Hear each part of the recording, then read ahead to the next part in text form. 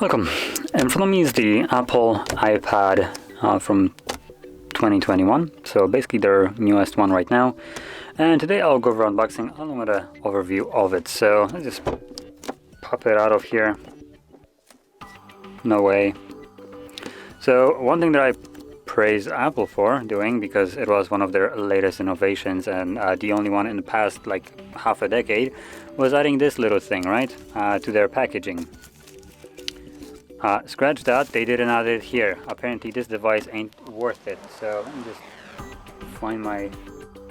Oh, never mind, I'm not gonna find it because someone took it. So I'm just gonna use tweezers as a way to unpack it.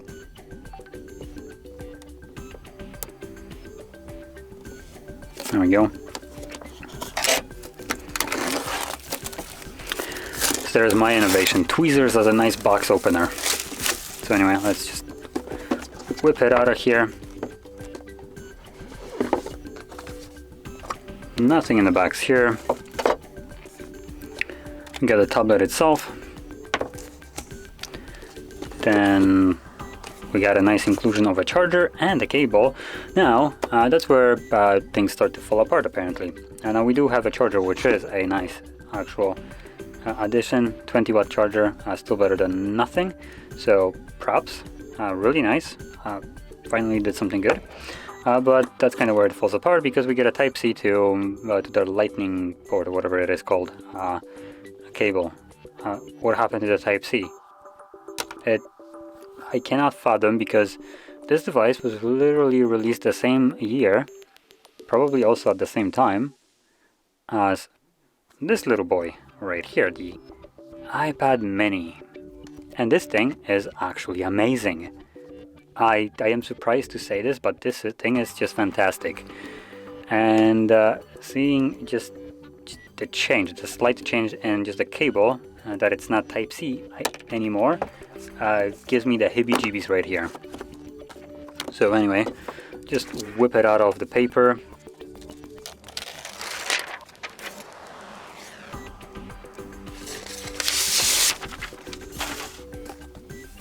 What the hell is this?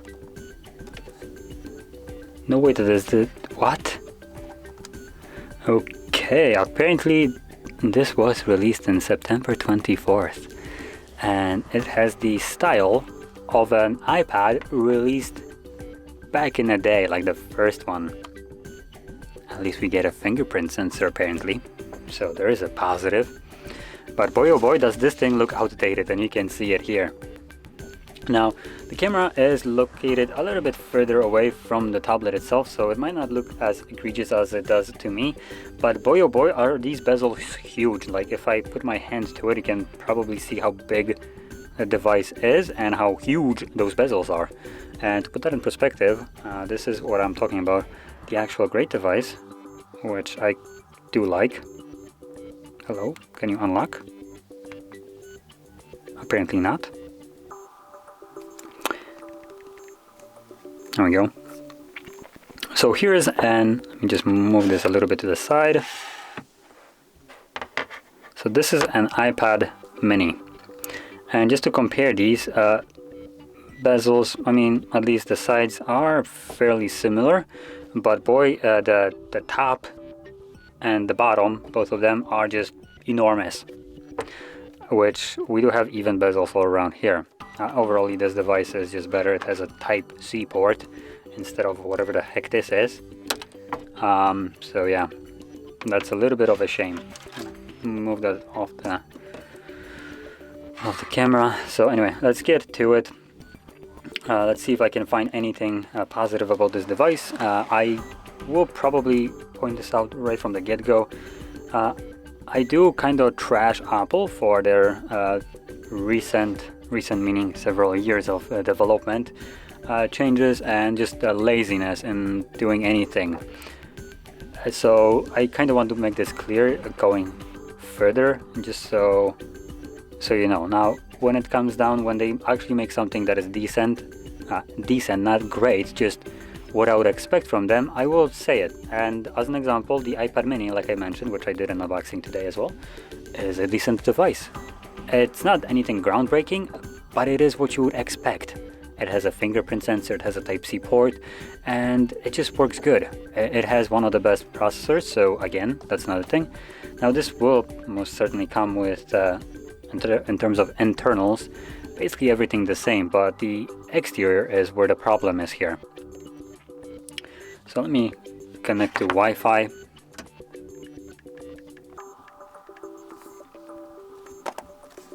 Now right off the bat, just holding this device kind of makes me feel like it's kind of cheap. Now I guess the device is a bit cheap, cheaper than probably what you would expect. And you can see it in almost every way. The build quality feels worse. The screen, the bezels of it are worse, and the ports are worse. The actual chipset is also worse. It's only rocking an A13 chipset instead of the A15, which is in something like an iPad mini or all the iPhones that have come out this year. So we do have Touch ID right here. Whoops, I didn't actually want to do it. There we go. Gonna also don't use a passcode. So anyway, let's get into the screen itself. So this is a 10.2 inch display. It has a typical brightness of 500 nits. It's a Retina IPS LCD display, so honestly nothing really special here. It's not an OLED, it's not going to have amazing blacks and stuff like that. Let's see, setup and settings. So nothing really special. It has a resolution of 1620 by 2160. Again, nothing really outstanding here, just a typical display.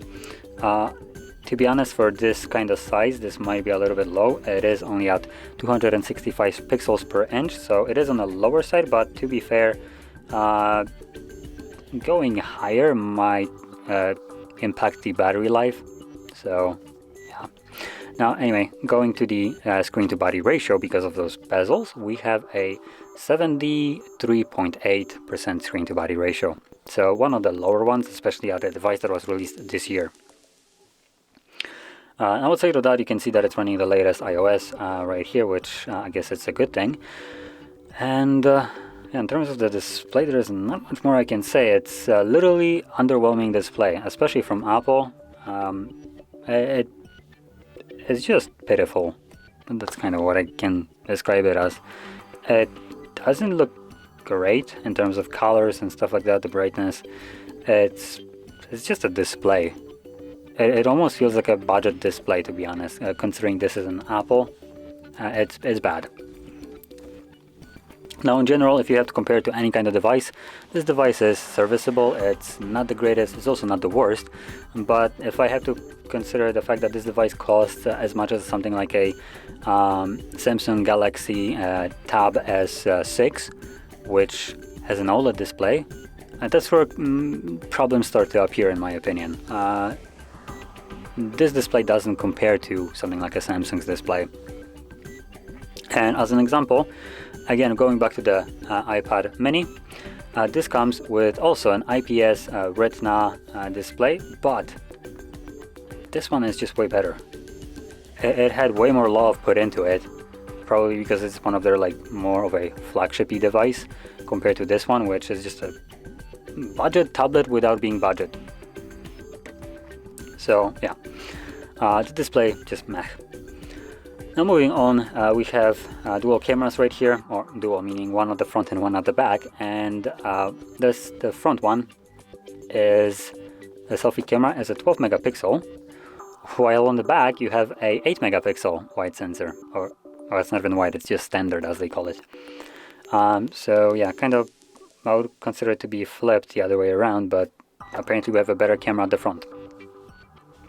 So anyway, cameras at this size, I don't think it really matters. You're going to be using this probably tablet for video conferences and stuff like that, so I don't think camera quality here will matter that much. So now we can move on to the rest of the device, the internals of it. So We have only 2 versions of it in terms of storage, so that's a 64GB and 256. We do have a significant jump from 64 to 250. There's nothing in between, and it is also the same as the iPad mini, just putting out there. So it seems like the tablet wise it's just the same. And what else is there to say? Charger, we get a 20 watt. I don't actually know what's the actual charging speed of this tablet itself, full charging speed, because this is a 20 watt charger, but it's also possible that this device charges quicker than that, but we just get this puny charger for it. Obviously Apple needs to upsell you on something when they already sell you a crappy device at a bit too overpriced price tag. And other than that, what else is there? We have, obviously, like I mentioned before, the Apple A13 chipset. I don't actually have any idea what the battery size here is. They just didn't apparently mention it. So that will be left to whoever wants to disassemble it and figure it out. But the device is quite new right now, so I assume that might be a couple days before you see someone just taking it apart. And yeah, I don't know what to else say about it. There's not much specs provided about the device, apart from the one that I just told you about. And at the end of the day, honestly, this device just seems kind of bad. If you're going for the size and you don't care about the money, you might as well go probably with the Pro version of it, which Pro iPad, because it will look way better and it will also have the best chipset in there and a lot of improvements that I can't really see here, like build quality as an example. And if you care about the price and price to performance, then honestly I probably recommend you to go with the iPad mini. It is quite small comparing it to like this, almost about half the size of it, but boy oh boy will this be better. It's almost better in every way. It has a top mounted fingerprint sensor, it has better display in terms of just the quality of it. Pixel wise it's not that much different, but it is a better display, higher density pixels. Additionally, the overall design is better. It has a magnetic attachment for the S Pen, which this does not. I don't even know if this supports an not S Pen, what am I saying?